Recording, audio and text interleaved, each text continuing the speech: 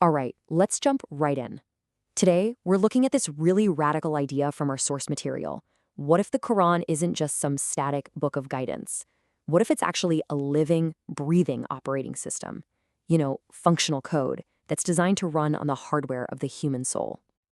So let's start with this powerful idea that pretty much frames our entire exploration. This isn't really about a mistake that happened way back in history. It's about a recurring bug in our own operating system. And the Quran? Well, that's the patch designed to correct it. So here's our roadmap for today. We're going to start with this big idea of the Quran as living code. Then we'll look at the universe's kind of binary engine. We'll see how that engine powers a recurring loop in time. And then, this is the cool part, we'll see it all come together in the Hajj pilgrimage, before we finally bring it all back to you. Okay, so what does it actually mean to call the Quran living code? And let's be clear, this isn't some nice metaphor. We're talking about pure function. So, let's really break this core concept down. You see, the Arabic word for a verse is ayah, which really means sign. Now, the source argues that each ayah is a living, breathing event. Think of it this way. The verse isn't just holding information for you to read, it's designed to trigger a moment of insight. It takes a potential understanding that's just floating around in your mind and makes it a concrete, realized piece of knowledge right in your heart. It's like a switch being flipped. So, how does this divine code actually work? Well, according to our source, it runs on a fundamental duality, almost like a cosmic binary engine that powers everything, from mercy all the way to prophets. The first state of this engine is what we can call the wave state. This is represented by the name Ar-Rahman. It's this universal, all-encompassing mercy. It's like a giant, unbounded field of potential that's available to absolutely everyone and everything, kind of like rain falling on the entire earth, no exceptions. And the second state is the particle state, represented by Ar-Rahim. This is where that universal wave of mercy collapses into a specific focused event. It becomes real guidance, right here, right now, inside the heart of a person who actively opens up to it. It's not just potential anymore, it's actual. And this is where it gets really interesting, because you see this pattern repeat everywhere. This wave-to-particle thing isn't just a theory. The source points it out right here in Scripture. You see the move from the universal mercy of Ar-Rahman, the wave, to the specific, targeted mercy of Ar-Rahim, the particle. You see it in the broad life guidance of the Torah compared to the specific functional codes of the Quran. And you even see it in the universal knowledge of Isa, the Word, which finds its final, sealed action in Ahmed. It's the same pattern. Okay, now let's see how this all builds up. This binary engine doesn't just operate in the here and now, it powers this grand cycle. Our source sees time not as a straight line, but as a recurring, self-correcting loop, like a Möbius strip.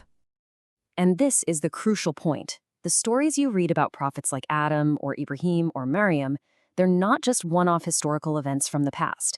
They are living archetypes. They're patterns of trial and mercy that are playing out again and again and again in our own lives and across every generation. So this huge loop can basically be seen in 4 key stages. It always kicks off with light, which represents pure oneness, the source. Then it moves into the element of fire. That's the test, the trial of pride or will. But that's followed by water, a merciful reset, a purification, before it completes with a conscious return back to the light. Okay, now for the main event.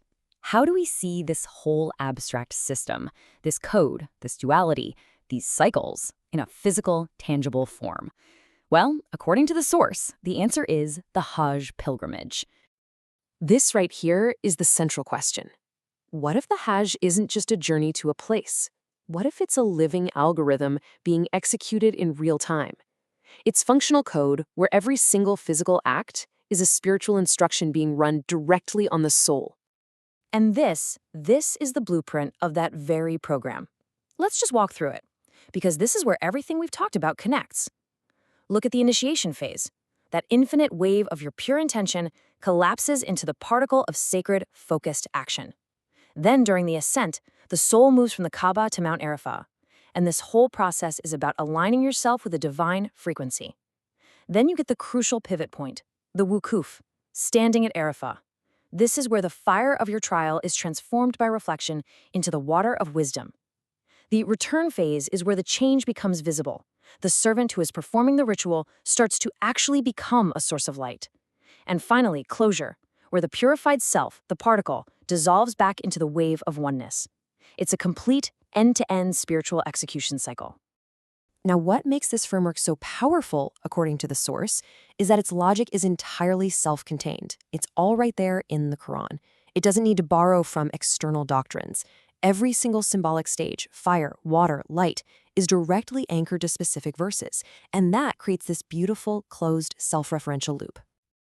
So, why does any of this matter for you and me right now? Well, it's because this entire cosmic system isn't just happening out there. It's a microcosm of a process that is happening in here, inside each and every one of us. This verse, this is the key. It suggests the Hajj isn't just a ritual. It's a real-time, human-scale performance of this cosmic folding. It's the universe's giant macro process being executed on the micro level of your own soul. So in this model, the Kaaba is the origin point, the start of the scroll of your life. Every single circling, every tawaf is a deliberate act of folding your personal timeline back into alignment with the divine. So you see, you're not just going through the motions, you are actively reverse engineering the built-in reset function for your own soul. And what's the end result of successfully running this spiritual program? It's a profound transformation. The source describes it as becoming the blessed tree that's mentioned in the Quran, a being that is firmly rooted in this physical world, but whose branches radiate with divine light for everyone to see. And we'll end with this final thought. If the Hajj is a living program that executes a spiritual reset, then maybe the journey isn't really about physically traveling to a place, but about allowing that divine operating system to run within you, transforming you completely from the inside out.